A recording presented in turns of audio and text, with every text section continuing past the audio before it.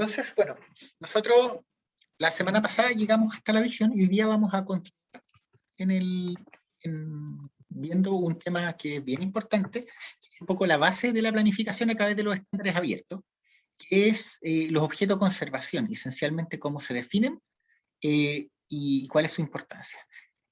Objeto de conservación, primero, se refiere a especies, conjuntos de especies, ecosistemas que son seleccionados para representar, englobar y conservar un segundito, bien. Y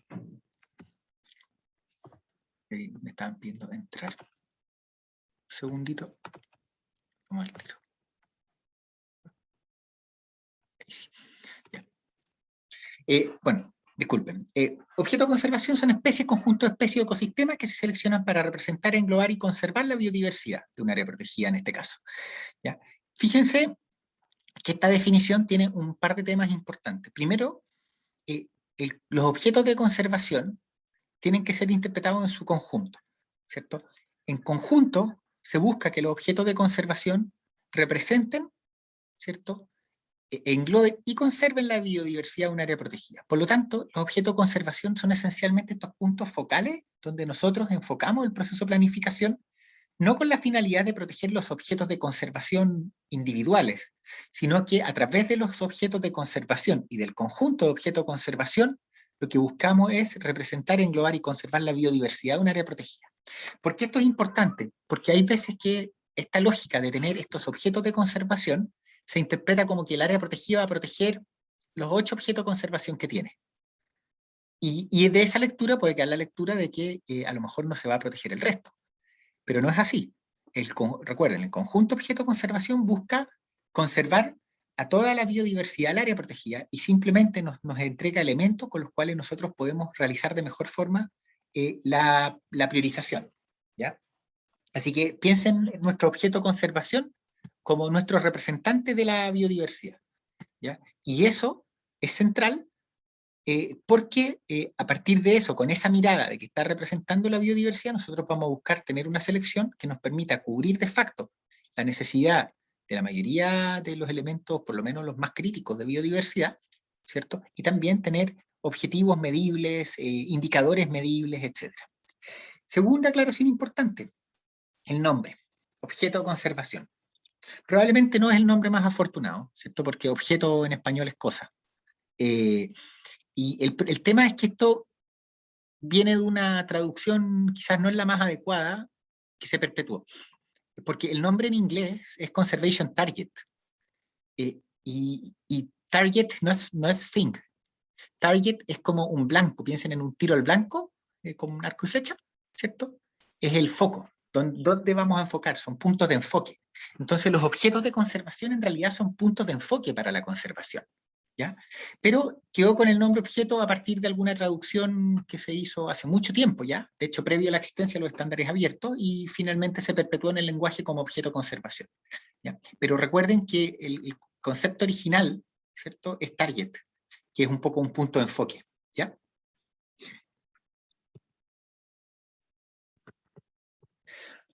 Entonces, más importante es que los objetos de conservación deben representar a la biodiversidad local. Para la elaboración de los objetos de conservación, nosotros vamos a trabajar con lo que llamamos candidatos. Y eso fue un concepto que empezamos a usar ahí cuando elaboramos el manual del 2015. ¿Por qué candidatos?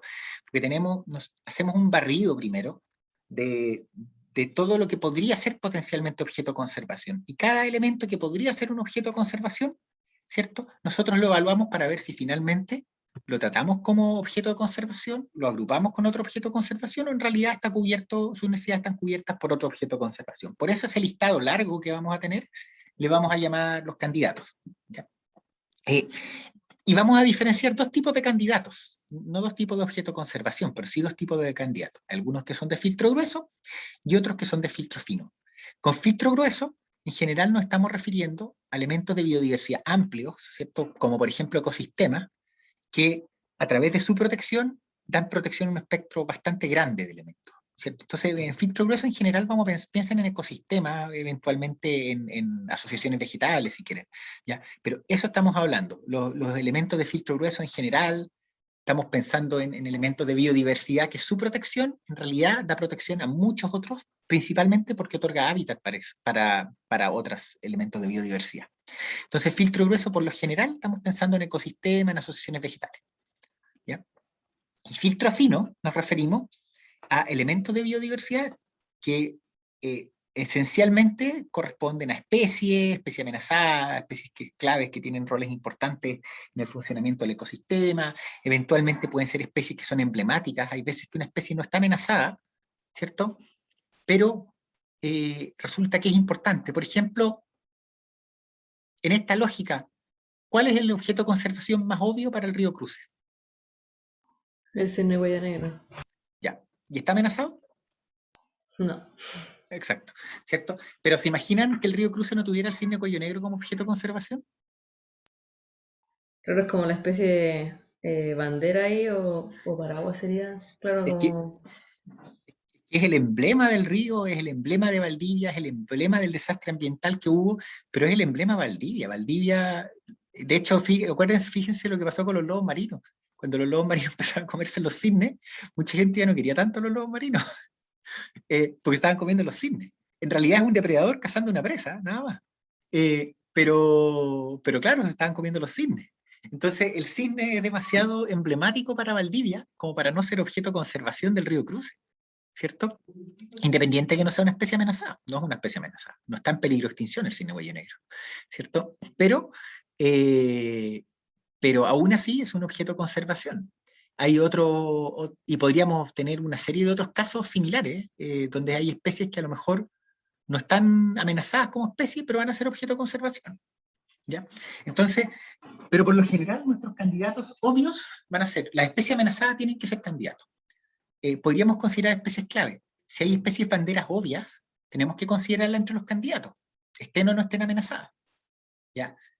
Porque aquí hay un proceso que no solo tiene que ver que hay un proceso técnico, pero también ese proceso técnico también tiene que generar identidad. Por lo tanto, perfectamente podemos tener un lugar donde tengamos 6 objetos de conservación que son determinados técnicamente y resulta que hay uno adicional que surgió a partir del proceso participativo, de la importancia que tiene la especie para la comunidad, y hay veces que va a calzar en río, por ejemplo, en la Campana, ¿cierto? Sería inconcebible que la Campana no tuviese la palma chilena como objeto de conservación, porque es el emblema del Parque La Campana.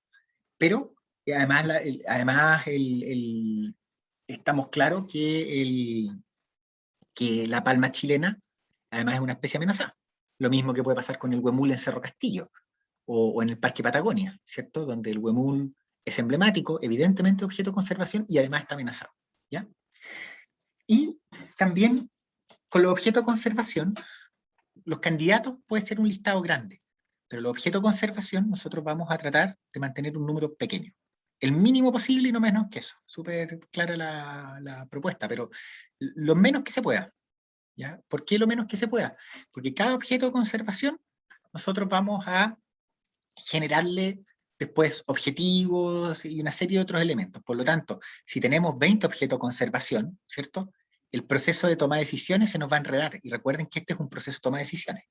Por lo tanto, nosotros tenemos que tratar de acotar lo más posible la selección de objetos de conservación, pero no más que eso, ¿ya? Usualmente, ¿qué se trata esto? Dejar no más de 8. ¿Ya?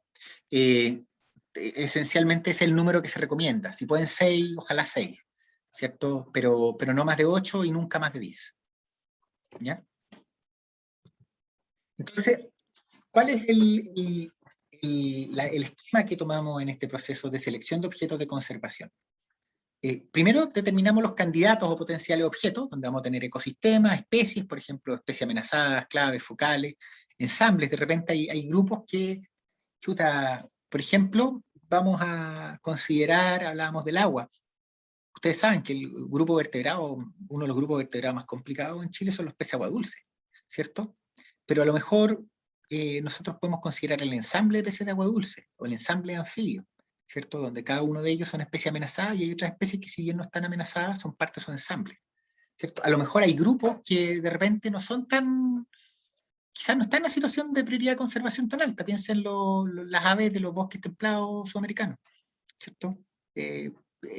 Todas las pajaritos que tenemos acá en los bosques valdivianos, ¿cierto? El chucao no está amenazado, el gutuguet tampoco, el fío menos, ¿cierto?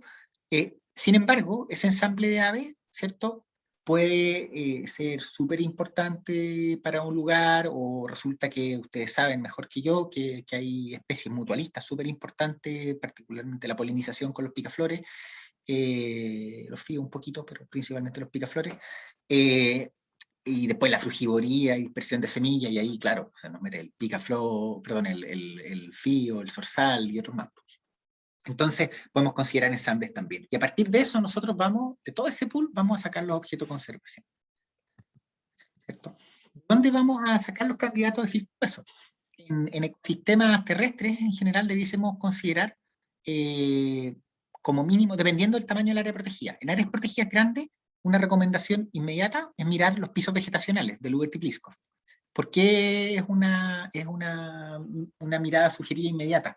Porque recuerden que estamos hablando de un sistema, ¿cierto? Nosotros hablábamos de representatividad, etcétera, etcétera.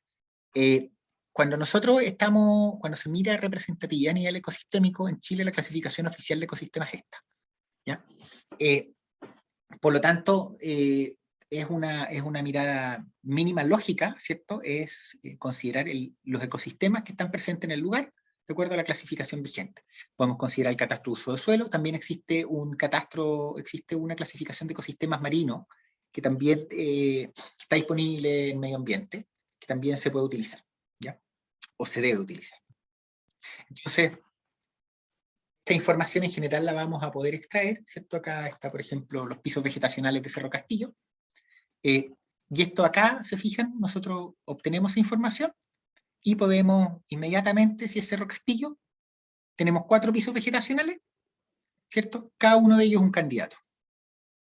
¿Se fijan? Luego vamos a tener candidatos de filtro fino. Vamos a considerar la especie amenazada. Yo acá pongo como ejemplo la lista roja de IUCN, ¿cierto? Donde podemos extraer del listado de especies del área protegida, podemos revisar qué especies están amenazadas. Si estamos trabajando con áreas protegidas del Estado, tenemos que considerar la clasificación oficial. La clasificación oficial está en el Ministerio de Medio Ambiente, ¿ya? Y eso buscan en Google clasificación de especies, MMA, y van a poder descargar el último listado. Especies clave, recuerden el concepto de especie clave. Una especie clave es una especie que tiene un impacto fuerte en el ecosistema a pesar de tener una biomasa proporcional relativamente baja. Por ejemplo, especies clave pueden considerar el monito del monte, una especie clave. El loco en ambientes intermareales es clave, una especie que no es tan abundante, pero que estructura toda la comunidad. ¿Ya? Especies focales. ¿Profe? ¿Sí? Oye, las especies clave es como igual requisito más o menos que sean poblaciones más o menos bajas, o sea, como abundancia relativamente baja, ¿no? El concepto de especie clave es ese. Son especies que Ya. en términos de biomasa no son tan abundantes, pero tienen una función ecosistémica desproporcionada a su biomasa. Cuando son especies muy abundantes o importantes en términos de biomasa, ¿cierto? Ya no se habla de especie clave, se habla de una especie dominante. Piensen, por ejemplo, los alerces, ¿cierto? En un bosque de alerces la especie dominante. Si ustedes llevan a biomasa, ¿cierto? Especialmente si es un bosque sano, en kilos de alerce versus kilos de monito del monte, ¿cierto? Van a entender a qué nos referimos con las biomasas proporcionales. Entonces, estas especies, como los árboles dominantes en un bosque, o los corales en los arrecifes de coral, ¿cierto? O las macroalgas, cuando estamos hablando de los bosques de macroalgas, ¿cierto? Esos son especies muy importantes, califican de especies dominantes. Y las vamos a considerar en el proceso, claramente. Lo que pasa es que estas especies dominantes usualmente definen el ecosistema y por lo tanto las vamos a estar considerando en filtro grueso principalmente, ¿cierto?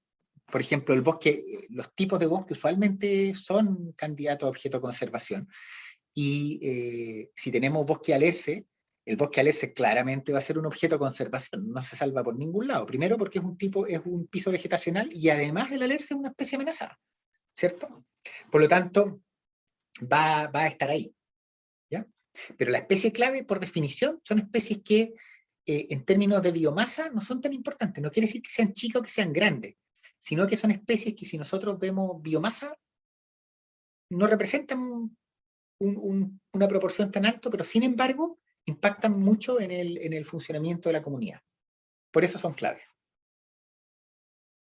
Profe, yo tengo una pregunta como también de especie clave. Igual es un poquito rebuscada, pero por ejemplo, a ver, hablando del río Clarillo, hay ciertos quillay o peumos que son como, ya tienen muchos años, son de los primeros que crecieron en la zona, y como que gracias a esos árboles en particular, como a ese individuo, por decirlo así, debido a incendios u otras perturbaciones, estos rebrotaron e hicieron como que se formara el bosque que hay hoy en día. ¿Tampoco se podría considerar como esa especie clave? O sea, no estaríamos hablando del individuo, en realidad. Es que probablemente hay un tema ahí de historia del lugar, pero no quiere decir que no necesariamente la especie es clave, porque aún hay un tema de perturbación y probablemente en un contexto son especies que son las que definen el ecosistema y probablemente sean especies dominantes, ¿cierto? Ahora, puede existir que hayan individuos que sean muy importantes y podríamos revisarlo. Ahora, lo más probable es que cuando hagamos el proceso completo, si incluso definiéramos estos individuos, lo más probable es que los terminemos agrupando, que digamos, bueno, tenemos el bosque esclerófilo, ¿cierto? Y finalmente estos árboles clave los vamos a agrupar dentro del bosque esclerófilo. ¿Por qué los vamos a agrupar? Porque más allá de que tengan esa importancia histórica, ¿cierto? La protección de esos árboles no protege al ecosistema, y la protección del ecosistema sí protege a esos árboles. ¿Se fijan? Por eso va a haber un criterio de agrupación. ¿Ya? Ah, ya.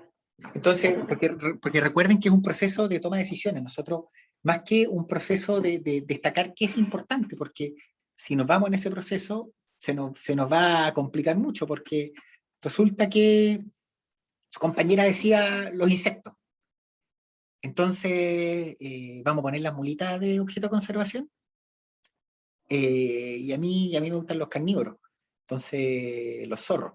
Y después va a llegar alguien que le gustan los líquenes. Y los líquenes, ¿cierto? Entonces cada uno va a querer su agenda que sea objeto de conservación esencialmente, ¿cierto? Lo que a uno le gusta, objeto de conservación. Y en realidad, el mensaje clave es que, primero, buscamos representar la biodiversidad, y segundo, estamos buscando orientar decisiones de manejo. Entonces, ¿qué cosa, vamos a hablar cuando hablemos de agrupación, qué podemos hacer para conservar las mulitas que no tenga que ver con la calidad del agua? Y probablemente la respuesta va a ser, no vamos a tener mucho más respuesta, ¿cierto? Y por lo tanto las mulitas a lo mejor van a quedar agrupadas dentro de los ecosistemas de agua dulce o el río, como quieran llamar el objeto de conservación. Y a lo mejor pueden ser un indicador del estado, ¿cierto? Pero quizás lo más probable es que no van a ser un objeto de conservación en sí mismo, ¿cierto? No es que no protegemos las mulitas, sí las protegemos, ¿cierto? Pero el foco es a través del ecosistema. ¿Se fijan? Y si nos vamos al caso de los carnívoros, puede ser un poco distinto, ¿cierto? Porque resulta que podemos proteger el hábitat de los carnívoros, pero ¿qué les puede pasar a los carnívoros que no tengan nada que ver con el hábitat? ¿Podemos perder carnívoros sin perder hábitat? Claro, como por los otros problemas, ¿o no? De las especies exóticas introducidas, Y enfermedades. bien directo en el caso de los zorros, Río Clarillo, justamente las dos. ¿Qué cosa les Como puede los pasar? perros. Ya, Perros. perro, ¿qué más? Los perros los pueden matar. ¿Qué más puede pasar? ¿Alguien ha visto los problemas que tienen los Ya. zorros en ¿Y Clarillo? alimentan a los zorros? Los alimentan. Ya hay tema de uso público incompatible, gente que alimenta a los animalitos silvestres. ¿Ya? ¿Qué más? La Los pérdida cazan. del alimento, pues, Los de los cazan. zorros. Ya hay Porque se cacería. comen las gallinas. ¿Ya? Sí. Sí, porque se caben las gallinas y en Chile central además hay cacería. No solo como... Aquí en el sur es rara la cacería. En esta zona en particular no hay tanta cacería, pero en Chile central sí, y la gente tiene perros zorreros y todo eso. O sea, ahí la gente sale a cazar zorros y tiene perros zorreros. O sea, no la gente, hay cazadores, ¿cierto? Y es deporte, es como deporte clásico de Chile central cazar zorros, de campo, obviamente. Entonces tiene amenaza por ahí y además enfermedades. De hecho, en Río Clarillo han habido problemas con sarna en zorro. La contaminación cruzada de los perros domésticos hacia los zorritos. Y pues, sí hay transmisión de enfermedad y también hay algunas que pueden tener sus dinámicas propias también. Entonces, el punto es que si nos preocupamos del ecosistema, estamos abordando todos esos problemas que afectan no solo a los zorros, sino que a los carnívoros. La realidad es que no, ¿cierto? Si es por el ecosistema, se justifica si no hubiesen zorros y carnívoros, ¿cierto? ¿Se justifica tanto que no entren los perros? No mucho, ¿cierto? Porque la razón para limitar el ingreso a los perros principalmente tiene que ver con los carnívoros silvestres y con las potenciales presas, pero principalmente carnívoros silvestres, riesgo de enfermedad y todo eso. Entonces, se fijan, todas estas decisiones nosotros las vamos tomando con miras al manejo. No nos olvidemos nunca que el objetivo no es un paper. Estamos sacando un producto académico. Estamos generando un proceso de toma de decisiones que nos va a dar las bases y las justificaciones de las medidas de manejo posteriores que vamos a tener. Y eso nos va a ayudar también a seleccionar cuáles son objetos de conservación y cuáles no. Cuáles a lo mejor se anidan dentro de un objeto de conservación, son indicadores del estado del objeto de conservación, pero no son el objeto de conservación propiamente tal. Por eso es un proceso estructurado de toma de decisiones, ¿ya? Y que nos tiene que dar las justificaciones para cuando bajemos aquí lo que hace el guardaparque, hablábamos más temprano hoy día, el guardaparque parado en la puerta, que le dice, pucha, no puede pasar su perrito. Eso tiene una justificación, y tiene una justificación que tenemos que poder trazar hasta el objeto de conservación, ¿ya? Y hasta la visión, de hecho. Entonces, eso es muy importante, el porqué de nuestras acciones, ¿cierto? En la metodología de los estándares, ¿cierto? Toman un rol fundamental los objetos de conservación. Consideramos especies focales, ¿cierto? Ensambles, por ejemplo, acá pongo un ensamble anfibio, y acá tienen varias especies, una batraquila leptopus, ¿cierto? Un alzoe valdiviensis, un Oesophagus vertebrali, no tengo idea de qué es el renacuajo, y parece que ese parece calcarato. Entonces, ensambles son conjuntos de especies relacionadas taxonómicamente que coexisten, ¿cierto? Podrían ser gremios también, que son especies que ocupan recursos de forma similar. Y cuando tenemos nuestro listado, vamos a agrupar los objetos de conservación. ¿Cómo vamos a agrupar los objetos de conservación? Esencialmente en términos de similitud. Requerimientos de hábitat, amenazas, manejo, facilidad de integrar indicadores. Entonces, aquellos objetos de conservación que son similares en esto, los podemos agrupar. También los podemos anidar. Entonces, ¿cuál va a ser esencialmente el esquema de toma de decisión? Es esencialmente, fíjense más que acá, ¿cierto? Porque esto está pensado en BDF, TNC, pero partan de acá, ¿cierto? El sistema de filtro grueso, ¿cierto? Aquí tenemos nuestros candidatos de filtro grueso. La pregunta es, si la respuesta es un sí, considerar como un potencial objeto de conservación.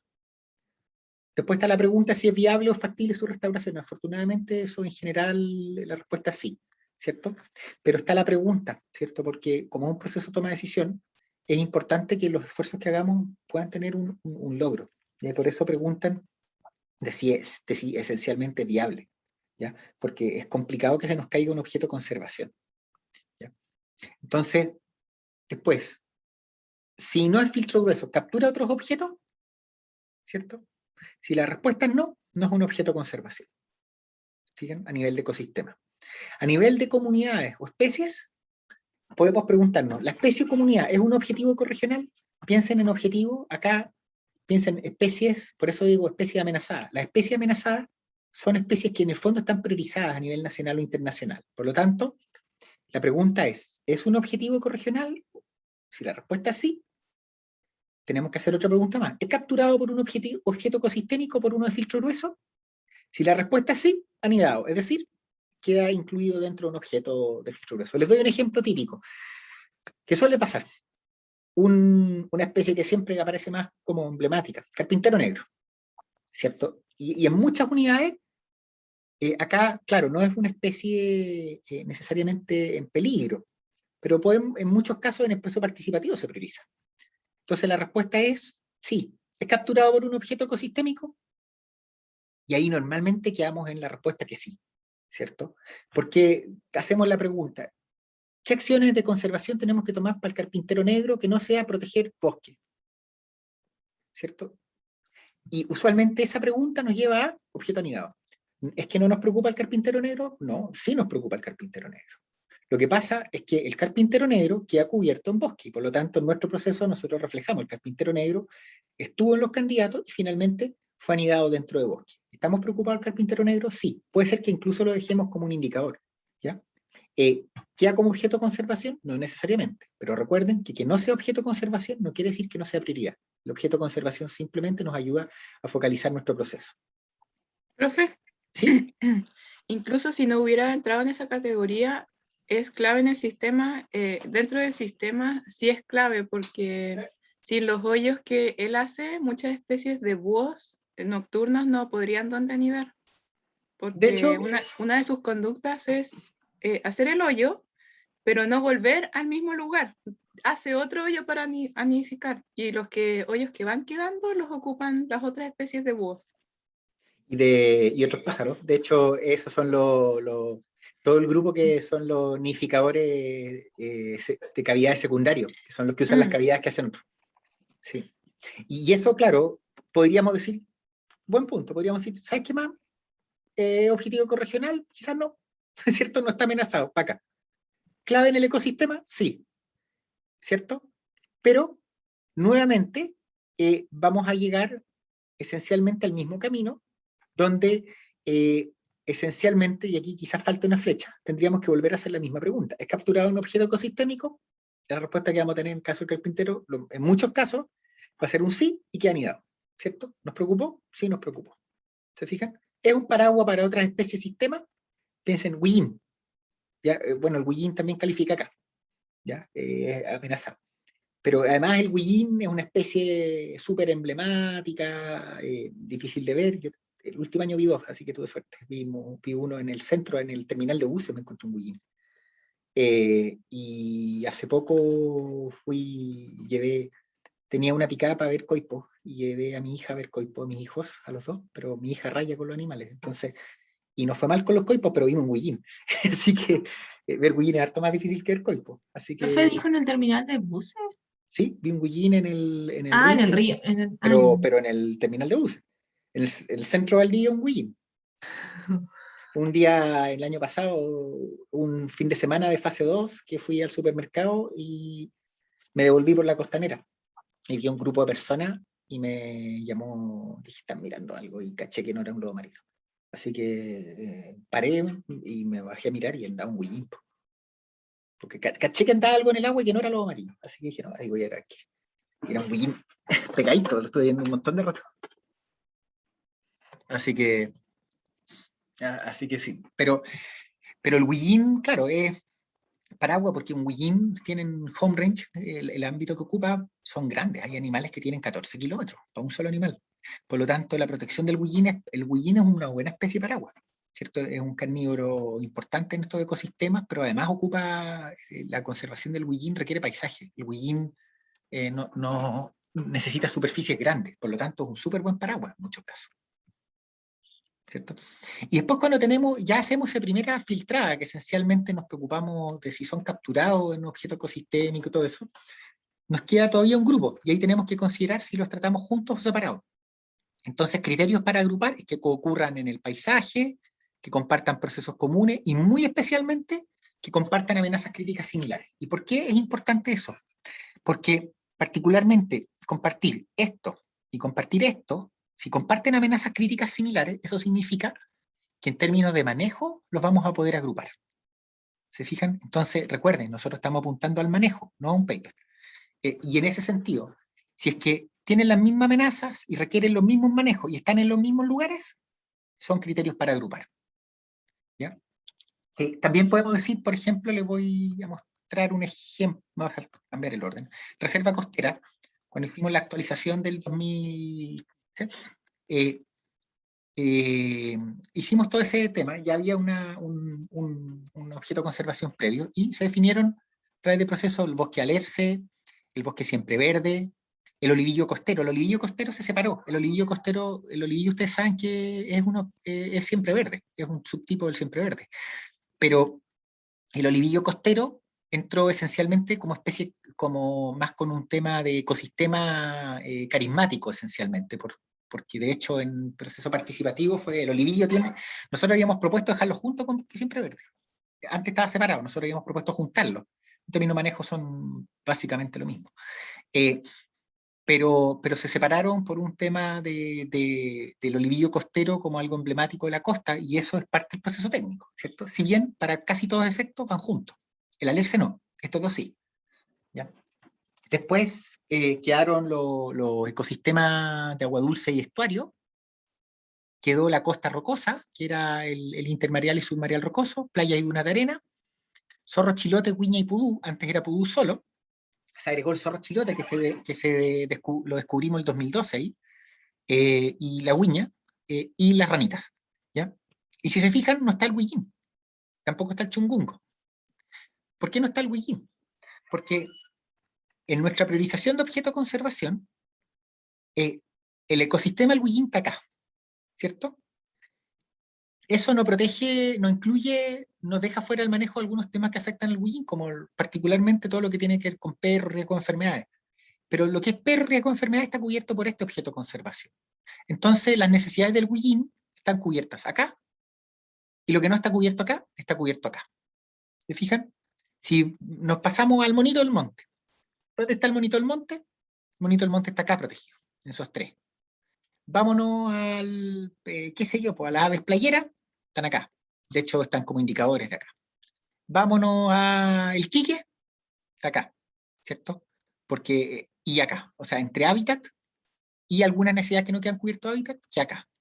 ¿Se fijan? Entonces, el proceso es que en su conjunto, cuando nosotros preguntemos qué pasa con Valdivia Guyana, acá, ¿cierto? Entonces, este conjunto, estos son nuestros 8 embajadores, ¿cierto? La mayoría son ecosistemas, la mayoría es filtro grueso, tenemos 2 de filtro fino, ¿cierto? Pero la mayoría es filtro grueso, ¿cierto? Y la pregunta y el punto es que esos nos representan a toda la biodiversidad. Ese es el objetivo que tienen. No es que la reserva protege solo esto, sino que a través de la protección de estos objetos de conservación busca generar un paraguas de protección que se traduce en medidas de manejo para el conjunto de la biodiversidad. Obviamente siempre van a quedar algunos, el grado de representación va a ser distinto.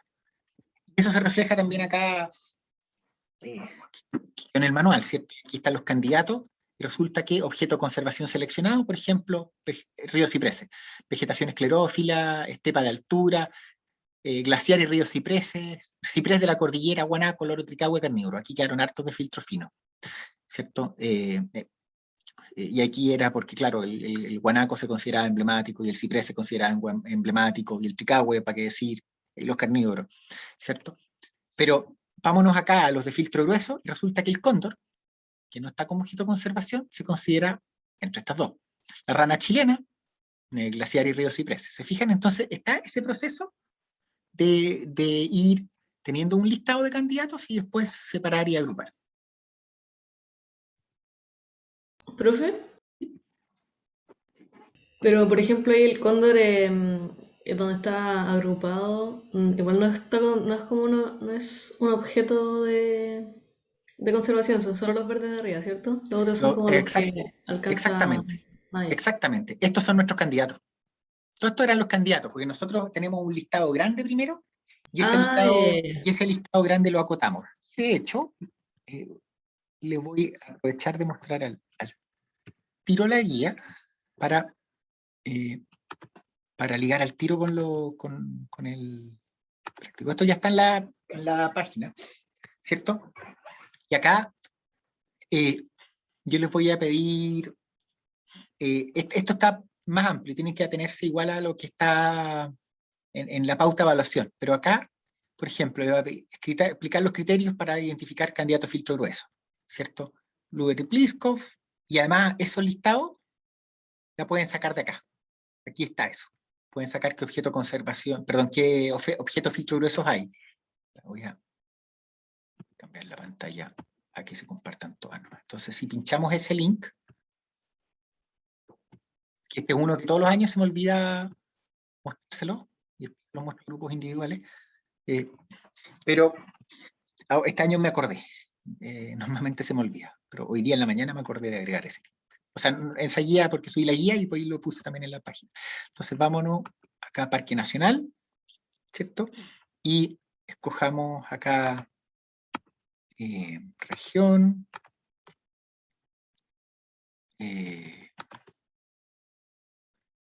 ver, supongo que ya lo actualizaron.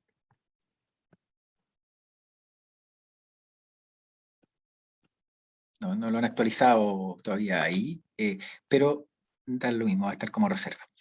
Entonces vamos a Reserva Nacional, Metropolitana, y está Río Clarillo. ¿Ya? Y acá podemos, de hecho van a encontrar una serie de información útil para todas las unidades, y eso cuando al comienzo de la clase en algún momento les pida que muestren lo que han avanzado, además tienen la ganancia porque después uno se queda con el ejemplo metido y uno sigue discutiéndolo en la clase, lo que también es de utilidad para el grupo. Entonces acá vámonos a biodiversidad, y acá están, ¿se fijan? Ahí están los pisos vegetacionales, los ecosistemas con la superficie, ¿cierto? Esto está incompleto, absolutamente incompleto. Pero esta información está buena. ¿Ya? Y eso, ahí ya tienen parte de sus candidatos, los ecosistemas. Pueden revisar otros, pero está eso. Y obviamente aquí pueden sacar otra información también. Por ejemplo, aquí están los KML y otras cosas más para que les sirvan para los mapas. Así que eso puede ser de utilidad. Y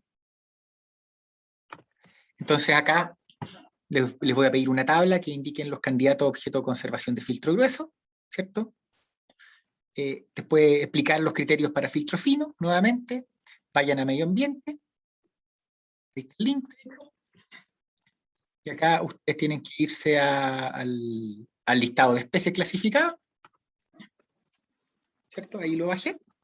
Aquí está actualizado agosto 2021. Y ahí se va a abrir esto y les muestro el tip que tienen acá para esto. Entonces sigamos con Clarillo. Entonces vamos acá, tenemos la lista de especies amenazadas. ¿Cómo la sacamos facilito? O sea, más o menos, no tan facilito, pero un poquito.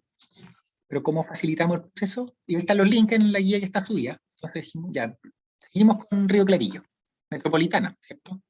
Así que nos quedamos solamente con los de la metropolitana. Ahí ya filtramos, tenemos un listado de especies clasificadas, pero nos interesan los que están amenazados, ¿cierto? Porque esos son candidatos. Veamos que estén con clasificación vigente, con RCE. Ah, están todos con RCE, bien. Ahora, dejemos solo los amenazados. Entonces, especie peligro crítico, en peligro, aquí dice en peligro, tercera y cuarta, vulnerable, la metropolitana, ya. Recuerden que vulnerable es categoría amenaza, así que para adentro, chuta. Ahí pinché antes de tiempo. Pero, ya, entonces, quedan los en peligro, en peligro en Juan Fernández, pero fuera peligro en el resto, así que fuera, ¿cierto? LC en peligro de Valparaíso al sur, entonces queda bien, en peligro, NT fuera, podemos dejar los NT o no, etcétera. Entonces, cuando ustedes vayan ahí, no vamos a hacerlo todo el proceso ahí, el vulnerable es helicoides, el de Magallanes, pero esencialmente simplifiquemos, ustedes van a poder ir filtrando, eliminemos los LC, ¿cierto? Esto es seguramente, después ustedes pueden hacer la filtra completa y ustedes van a tener ahí un filtrado de, aquí todavía hay que terminarlo, hay que refinarlo más, ¿cierto? No está completo, hay que revisarlo, todos los criterios, y nos quedan 127 especies hasta ahí. Si filtráramos, quizás nos quedarían menos. Y esas 127 especies, después ustedes tienen que cotejar con el listado de especies para ver cuáles de esas están presentes, de que sean amenazadas, ¿cierto? Están presentes en Río Clarillo y van a tener el listado de candidatos de filtro fino, el más básico. ¿Se fijan? Obviamente yo no terminé de filtrar, por de hecho acá, por ejemplo, ahí dice vulnerable Juan Fernández, LC Chile Continental, eso también tendría que quedar fuera. ¿Ya? Pero eso ustedes lo cotejan contra lo que está en Río Clarillo y tienen el listado de filtro fino. Y después en esa guía ustedes siguen los candidatos culturales, que en el caso del curso no se los estoy pidiendo, está en la pauta igual. Y después acá yo les voy a pedir que entreguen su propuesta de objeto de conservación, recuerden, no más de 8. ¿Qué objetos anidados hay ahí? Preocúpense de que todos los candidatos queden anidados en al menos un objeto de conservación y bajo qué criterio agruparon y separaron. ¿Cierto? etcétera. Entonces, se fijan, de hecho esa es la guía se la estamos dando de esta forma que da literalmente el punto a punto, y después las descripciones y todo eso, los objetos de conservación están ahí, todo lo que sigue ahí. ¿Se fijan? Entonces, y de hecho ese es el proceso que van a tener que hacer ahora. Y los objetos culturales, vamos en los procesos de Jorge, más.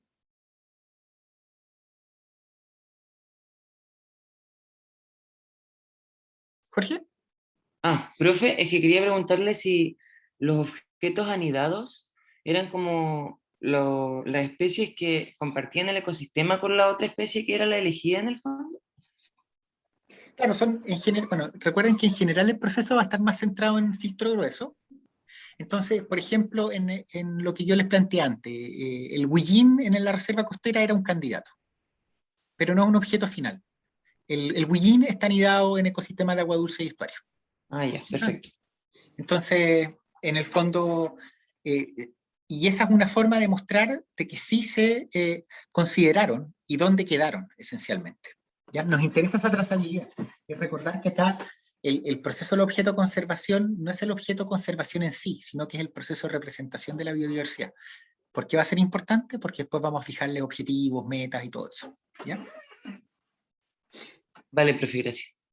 Y también en estos procesos se está incluyendo objetos culturales, ¿cierto? En este caso, el proceso de selección busca lograr adecuada representatividad del patrimonio cultural.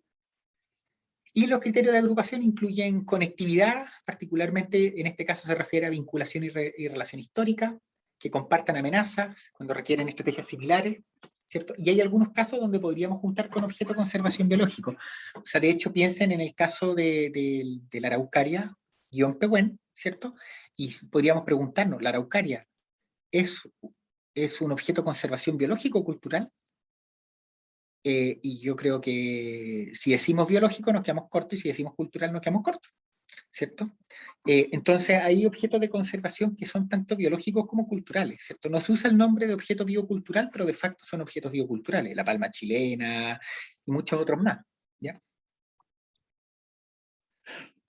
¿Qué tipo de recursos culturales se consideran para la definición de objetos? Recursos arqueológicos, históricos, muebles e inmuebles, lugares y senderos, historias, mitos, leyendas, actividades productivas tradicionales, actividades religiosas, prácticas tradicionales, etc. Y vamos a hablar de los objetos de bienestar humano más adelante. ¿Cierto? Cuando hablemos de los objetos de bienestar humano vamos a ver principalmente componentes intangibles, pero que están ligados a los objetos de conservación por medio de los servicios ecosistémicos. Y en este caso, una vez que ya definimos los objetos de conservación, vamos a realizar un análisis que se denomina análisis de viabilidad. Y el análisis de viabilidad busca esencialmente determinar o plantear cuál es el estado del objeto de conservación. Pero más importante incluso que eso, tiene que ver con cómo vamos a definir, cómo vamos a medir al objeto de conservación. ¿Cierto? Entonces las preguntas que tenemos es cómo se mide el estado del objeto de conservación, cuál es el estado actual, y también cómo vamos a distinguir una situación buena de una inadecuada. ¿Ya? Porque recuerden que nosotros usamos muchos conceptos que en realidad son más metafóricos cuando hablamos salud de ecosistema. ¿Qué es un ecosistema sano? ¿Cierto? ¿Cuándo está enfermo? Eso es importante porque cuando nosotros vamos a definir, finalmente vamos a tener que determinar cómo lo medimos, porque si no cada uno va a interpretar de forma distinta y necesitamos poder fijar objetivos de avance. Por eso nos interesa decir, más allá de que el bosque esté sano, tenemos que poder definir y ponernos de acuerdo en qué vamos a interpretar o cuáles van a ser nuestros objetivos para el bosque, ¿cierto? Y para esto vamos a tener dos aproximaciones. Una que no es muy recomendada, que es el análisis simple, y la otra que es el atributo ecológico clave. El análisis simple es simplemente clasificar el estado del objeto de conservación en pobre, regular, bueno, muy bueno, de acuerdo a lo que se indica acá. ¿Cierto? ¿Por qué no es recomendado? Porque es esencialmente una mirada que se puede ver como holística, pero realmente no nos va a ser muy útil en términos posteriores. Por ejemplo, si nosotros queremos definimos que el bosque siempre verde es un objeto de conservación y por lo tanto el proyecto tiene que fijar objetivos para el bosque siempre verde. Resulta que hoy día está regular, decimos está regular y nuestro objetivo es que esté bueno. ¿Ya? ¿Y qué significa eso? ¿Cierto? Entonces nosotros vamos a tratar de mirarlos a través de indicadores. Entonces el mismo bosque a lo mejor nosotros vamos a decir ya, bueno sería que tenga una superficie 2% superior a la actual. Okay. Entonces nuestro objetivo en realidad se fija en un indicador, la superficie, ¿cierto? Y el objetivo va a estar dado en que en tanto tiempo alcance tal superficie. Eso, ¿por qué es importante? Porque eso lo vamos a poder evaluar. Entonces, para eso vamos a usar lo que se conoce como el atributos ecológicos clave. ¿Cierto? Los atributos ecológicos son elementos de la biología o ecología de un objeto de conservación que si están presentes definen un objeto sano y que si no se encuentra o está alterado lleva a la pérdida o degradación extrema del objeto en el tiempo. Entonces, son elementos que nos indican cómo está un objeto de conservación. Por ejemplo, volvamos a los cisnes. Si ustedes quieren, pensemos rápidamente, quisiéramos pensar en cómo vamos a definir si la población de cisnes del río Cruz están bien o están mal. ¿Cierto? Y necesitamos hacerlo más objetivo, ¿cierto? Porque sí, pueden que encuentren un cisne muerto, pero resulta que los animales se mueren, ¿cierto? Entonces, que encuentren un cisne muerto no dice nada.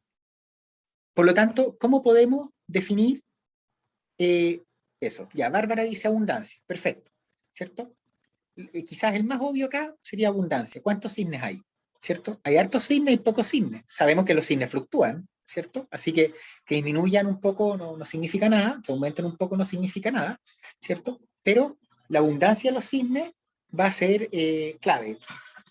Y parece que están cortando el pasto detrás mío o algo así. ¿Ya? Luego, ¿qué más? ¿Qué más podríamos pensar además de abundancia? Se imagina densidad poblacional. ¿Ya? Que es muy ligada a abundancia, pero sí, densidad, ¿cierto? Que en realidad las podemos ligar, porque densidad corresponde a la abundancia por unidad de área, ¿cierto? Yo pensaba como tasa de natalidad, que igual Ya, tiene su efecto en la abundancia.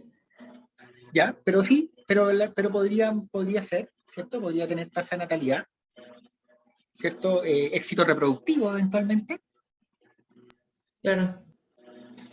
¿Qué otra cosa más? Si alguien cacha un poquito lo que pasó con los cisnes cuando fue el desastre, además de que Algo disminuyeron, con el luchecillo puede ser, como el estado de su propio alimento. ya, el contexto, su contexto, ¿cierto? En ese sentido, hay comida, no hay comida, ¿ya? ¿Cómo está el paisaje? ¿Y qué más les pasó a los cisnes? Además de que disminuyeron, ¿cómo estaban los cisnes? Estaban desnutridos. Exacto, estaban flaquitos los pobres cisnes y de hecho era terrible porque los titulares yo era estudiante, de hecho, y estaba en cuarto año. En ese caso, de repente, literalmente los cisnes caían en los techos. Literalmente caían cisnes. Y estaban súper desnutridos, estaban en súper mala condición corporal. Entonces, exacto, condición corporal es la palabra que usó Laura, que es la correcta, de hecho. Entonces, nosotros si queremos, en un mundo ideal, definir cómo están los cisnes, vamos a mirar la abundancia, que es un indicador de tamaño. Vamos a mirar también cómo están los cisnes, ¿cierto? Están flaquitos, están en buen estado, están obesos, ¿cierto? Porque eso nos va a dar un indicador de cómo están los cisnes, ¿cierto? No queremos ni que estén flacos ni que estén obesos, ¿cierto? Las dos cosas indican problemas. Después vamos a mirar cómo está el contexto para los cisnes. A lo mejor vamos a mirar un índice de algo que nos indique el éxito reproductivo. Por lo tanto, todo eso nos va a ayudar a definir qué es un objeto de conservación. Si lo llevamos a bosque, ¿cierto? La más obvia es cuál es la superficie. Pero después quizás nos vamos a preguntar, ¿y estará proveyendo hábitat o no estará proveyendo hábitat? Porque a lo mejor hay chucado o no hay chucado, porque hay pajaritos que son de sotobosque y resulta que podríamos mirar si está proveyendo hábitat para los distintos miembros del ensamble. Podríamos mirar atributos de cómo está la estructura, ¿cierto? Claro, tenemos 1000 hectáreas de bosque. Por ejemplo, Alerce, la misma reserva, no me acuerdo cuánto, pero son varios 1000 hectáreas de Alerce. Pero ¿cómo está la Alerce?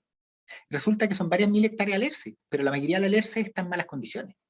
¿cierto? ¿Por qué? Porque es renovable, porque el alerce está quemado, porque, etcétera, ¿cierto? Y alerce adulto es muy poco. Por lo tanto, cuando nosotros definimos, miramos varios indicadores. En la práctica después tenemos que limitarlo, ¿ya? Entonces, nosotros definimos este grupo de objetos de tipo de atributo ecológico. No quiere decir que tengamos que usarlos siempre, pero miramos estos 3 tamaños, que tiene que ver con la superficie o el número de individuos. Cuando dijeron número de individuos o densidad es correcto, es un atributo de tamaño.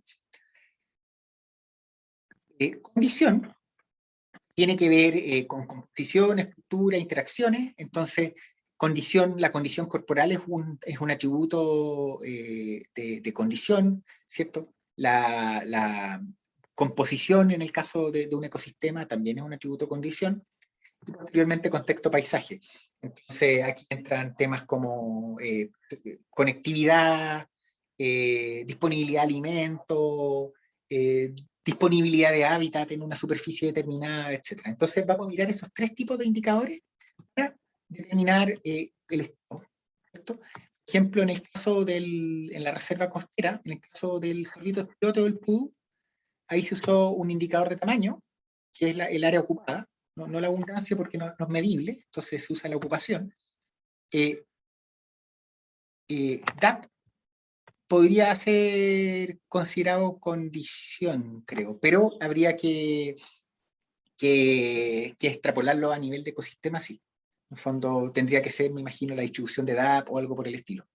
Y ahí el detalle, yo trabajo con animales, así que ahí de todas maneras, ¿cuál es la métrica apropiada en ese caso?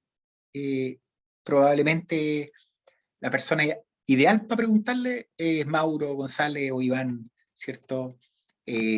Algunos de los colegas que trabajan más en este tipo de problemas. Por ejemplo, en el caso del zorrito chilote, les decía, usamos ocupación, no porque no queramos abundancia, sino que porque no la podemos estimar. Por lo tanto, usamos el porcentaje del área que está ocupada, lo mismo para el pudú, lo mismo para la huella. No se usaron de condición, no porque no sean importantes, sino que porque no eran viables. Por ejemplo, en el proceso alguien sugería éxito reproductivo. Entonces no tienen cómo ir a éxito reproductivo ni de pudú, ni de zorro chilote, no hay ninguna opción. Así que no se usó de condición. Hubiese sido ideal, pero no se podía. En el texto paisaje sí, se usó la disponibilidad de hábitat en el área protegida y en el área de amortiguación. Entonces, si hay suficiente hábitat como para sostener un número determinado de animales. ¿Se fijan? Y a cada uno de esos atributos le determinamos indicadores. Y los indicadores, o sea, el atributo es el concepto, ¿cierto? Por ejemplo, abundancia es un atributo ecológico clave. Y el indicador es la unidad de información que documenta cambios en la condición específica o cambios en el atributo ecológico clave. Entonces, a veces el indicador de abundancia va a ser abundancia. ¿Ya? El atributo a veces puede ser lo mismo que el indicador, pero hay veces pero no necesariamente. Por ejemplo, medir abundancia a veces es muy difícil. Y a lo mejor ustedes van a tener como atributo abundancia y como indicador van a usar un índice de abundancia y no la abundancia misma, ¿cierto? Que nos permita ver cómo varía la abundancia en el tiempo sin poder contar a los individuos. ¿Ya? Por ejemplo, hay indicadores que no son tan óptimos, pero que se usan, por ejemplo, de fotos de registros por unidad de esfuerzo. No es abundancia, ¿cierto? Pero en muchos casos se utiliza en reemplazo a abundancia. No es óptimo, y podemos conversar en otro momento por qué no es óptimo, esencialmente porque no incorpora la incertidumbre en detección. Pero suelen utilizarse indicadores sobre cierto estado de tema. Lo mismo que cuando se usan indicadores de macros o eventos para el estado del agua, etc. ¿Cierto? ¿Qué características tiene que tener el indicador? Tienen que ser medibles, tienen que ser precisos, tienen que ser consistentes, es decir, que distintas personas esencialmente midan lo mismo y que no cambie el indicador, por ejemplo, con condiciones climáticas. Les doy un ejemplo con animales. Si usan huella y no lo estandarizan, resulta que ustedes miden huella después de lluvia y no después de lluvia, va a ser distinto. ¿Ya? Por lo tanto, necesitan que los indicadores sean consistentes y que las mediciones entre años sean comparables. ¿Ya? Tienen que ser sensibles. ¿A qué se refiere sensible? Que si cambia el estado del atributo ecológico clave, también cambia el indicador. ¿Ya? Es decir, que si cayó la abundancia, su indicador cambia. Si el indicador se mantiene constante, no sirve el indicador. ¿Cierto? El indicador nos tiene que reflejar el estado del objeto de conservación. Y muy importante que sea factible. ¿Y por qué lo pongo en negrita? porque muchas veces pasa, y pasa en los procesos participativos, y especialmente en los talleres de expertos, que se sugieren un montón de indicadores que son muy buenos, que cumplen los 4 puntos anteriores, pero requieren un presupuesto que es inviable. Y si el indicador, si no se puede medir, no es bueno, ¿cierto? Si no es factible, si no se puede ejecutar, no es un buen indicador. Por lo tanto, en general tenemos que tratar de ir mirando indicadores que sean viables, que podamos ejecutar. Y justamente aquí está el caso de los cisnes. Ustedes pueden ver 2 cosas importantes. Primero, tenemos la situación previa al desastre. Y si se fijan, fíjense lo que ocurre con los cisnes. Los cisnes varían un montón. Fíjense las abundancias que alcanzan acá y hasta dónde cae. Entonces también es importante tener claro con los indicadores que especialmente con este tipo de indicadores, que la condición natural es de variabilidad, ¿ya? En el fondo, las abundancias de los cisnes cambian. Y pueden cambiar de forma importante. Fíjense acá, 14.000, 15.000 cisnes y caen en un rato a 2.000 cisnes. Y no les pasó nada a los cisnes, ¿cierto? No hubo un desastre ambiental, nada. Y hay una caída perdemos más de 10.000 cisnes, ¿cierto? Y no hubo un desastre ambiental. ¿Se fijan? Acá hay un desastre ambiental, y fíjense lo que pasó. Los cisnes fluctuaban bastante, pero fíjense acá está el tema Celco, ¿cierto? Y aquí fíjense, los cisnes se nos cayeron de los rangos de variaciones normales, siguieron fluctuando, pero fíjense dónde fluctuaban antes y dónde comenzaron a fluctuar después del desastre ambiental. Después vemos acá que los cisnes se han estado recuperando, y efectivamente, podemos ver que que la abundancia nos refleja un cambio en el estado del cisne y también del santuario, donde nos muestra acá una situación buena de los cisnes, donde fluctúa, a veces hay muchos cisnes, a veces no hay tanto, pero siempre fluctúan. Aquí tenemos una situación donde teníamos un problema grave, donde pasamos de miles de cisnes a un par de cientos y en malas condiciones, ¿cierto? Y después vemos acá un proceso de recuperación, y de hecho los números, las últimas que lo vi están como por acá, de hecho eran los más altos. No lo he visto desde que partió la pandemia, pero previo a la pandemia los cisnes ya estaban como en 18.000. Entonces vemos un proceso de incremento bastante importante. Entonces eso es lo que nosotros esperamos de los indicadores. Y acá esa abundancia poblacional en realidad son esto que está acá, de hecho son los conteos de la CONAF, a todo esto. Lo que está acá son los monitoreos que hacen los guardaparques de CONAF. Profe, ¿Sí? ¿puedo hacer una consulta? La variabilidad entre, no sé, entre el 93 y el aproximadamente, ¿se debe por patrones climáticos principalmente o a qué se le atribuye? Es que hay algunas atribuciones de esto a ¿Como patrones por las climáticos. migraciones? Es que los cisnes se mueven, vuelan, Ujú. se mueven entre humedales y todo. Y en este caso también hay un trabajo por ahí que lo liga a algunas variables climáticas. Pero además, en general, las poblaciones animales varían y fluctúan bastante. Y efectivamente se relacionan con disponibilidad de recursos. Por ejemplo, en el norte de Chile, los fenómenos del niño y la niña son súper importantes en determinar la productividad primaria y por lo tanto inciden sobre las dinámicas de roedores, y después los roedores aumentan, disminuyen, fluctúan, y las densidades de carnívoros también fluctúan.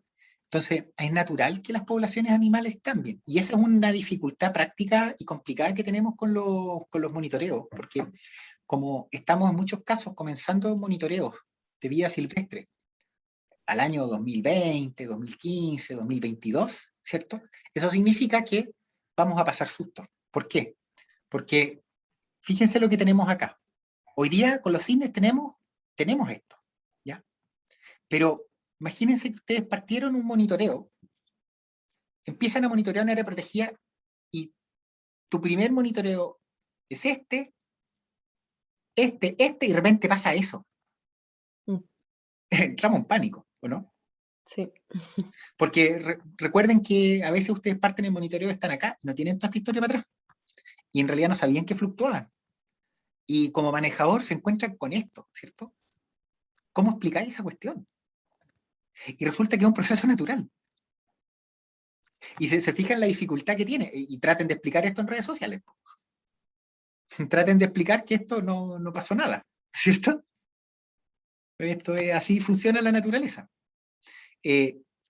O sea, olvídense esta, traten de explicar esta caída de acá, que caigan los cisnes de alrededor de 8.000, que caigan a 4.000. ¿Cierto? Y se fijan, esto es natural. Esto es natural, todo es natural esta parte que está acá, excepto acá, aquí ya no es natural, ¿cierto? Pero fíjense en todo este periodo que es natural, y fíjense en las fluctuaciones que se pegan los cisnes. Y les digo, expliquen eso en Twitter. A ver cómo les va, ¿cierto? Porque en el Yo- fondo... ah, ¿Mm?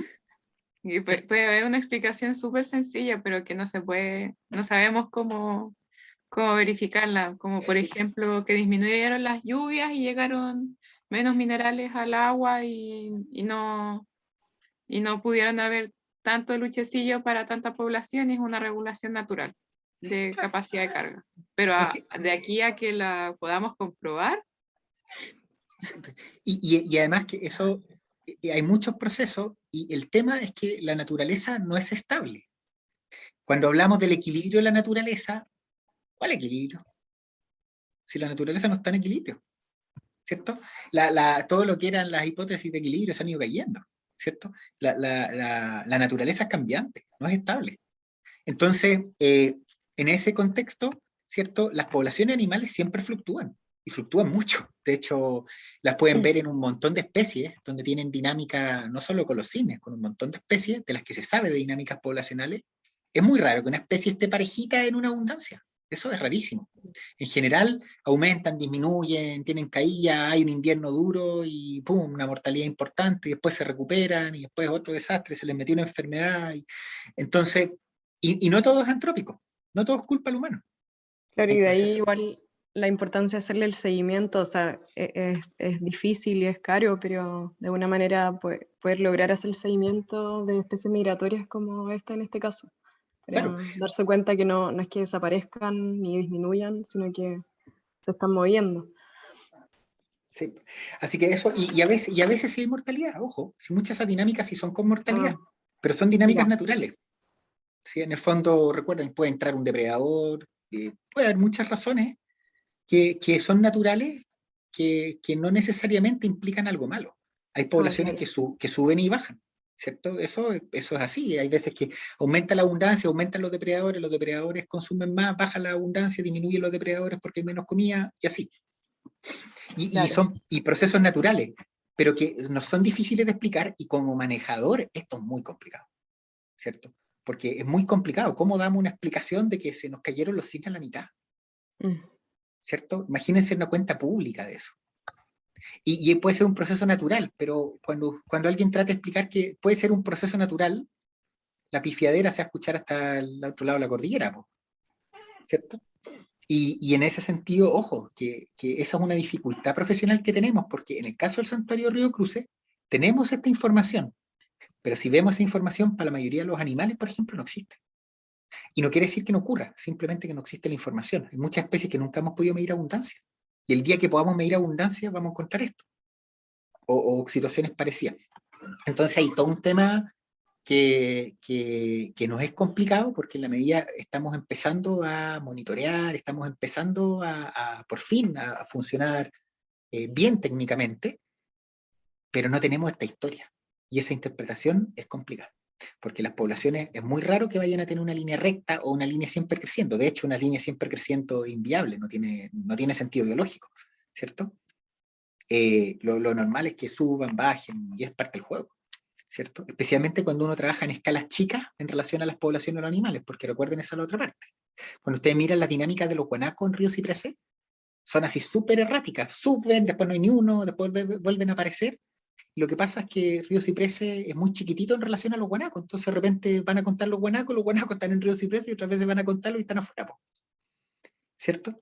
Entonces, hay muchos desafíos del monitoreo que tienen que ver con entender cómo se comporta la naturaleza, y eso no es tan trivial. Es entretenido, eso es súper entretenido, pero son desafíos profesionales. Y finalmente, ya para ir cerrando, vamos a asignar categorías. Esto es la parte que a mí no me gusta mucho el proceso, porque hay algunos casos acá probablemente podamos hacerlo, de poder entender de que hay ciertos rangos que nos van a generar preocupación. Probablemente estos rangos los vamos a tener por acá, esto de aquí abajo va a ser pobre, ¿cierto? Pero todo este rango acá va a ser el regular a bueno, ¿cierto? Pero hay veces que no tenemos información y generar estas categorías va a tener complejidad. Pero cuando se cuenta con la información, es bueno generar el proceso porque también nos va a ayudar a generar objetivos. Y en cualquier escenario, el definir indicadores concretos también nos va a ayudar a generar objetivos de dónde queremos estar en un futuro. ¿Ya? Y podemos tomar desde decisiones muy gruesas, ¿cierto? Hasta irlas refinando finamente, ¿cierto? Entonces acá lo que en algún momento hicimos para la reserva costera, por ejemplo con Zorro Huiña Pudú, superficie de bosque en buffer, ¿cierto? Consideramos en función de lo requerido para distintas poblaciones de zorro chilote y otro más, y se consideró como muy bueno que hayan al menos 110.000 hectáreas, está puesto en kilómetros cuadrados, por eso dice 1.100. Pero hasta de 110.000 hectáreas y más, ¿cierto? Y había más de 110.000 hectáreas, por lo tanto se consideró muy bueno. Bosque protegido, no solo bosque en el área de amortiguación, se consideró mayor a 550 kilómetros cuadrados, 55.000 hectáreas como muy bueno, que es lo que había, ¿cierto? Y acá en ese tiempo no había mucho dato, por lo tanto esto fue pero los valores estaban más o menos correctos. El área ocupada, ¿cierto? Para Huiña más de 25%, para Pudú más de 40% y para Zorro Chilote entre 10 y 15. Así que eso, el trabajo de hoy es generar el listado de candidatos de filtro grueso, ¿ya? Y ahí van a encontrar los links en la guía que yo les subí, ¿cierto? Generar las tablas. Está el template para las tablas, después ustedes completan el texto, ¿ya? Y entre hoy y la próxima clase deberán elaborar la propuesta de objeto conservación, ¿cierto? Esto que está acá, en Moodle, en Cibeduc Moodle, ya dejé la guía, y con eso pueden trabajar sin mayor inconveniente.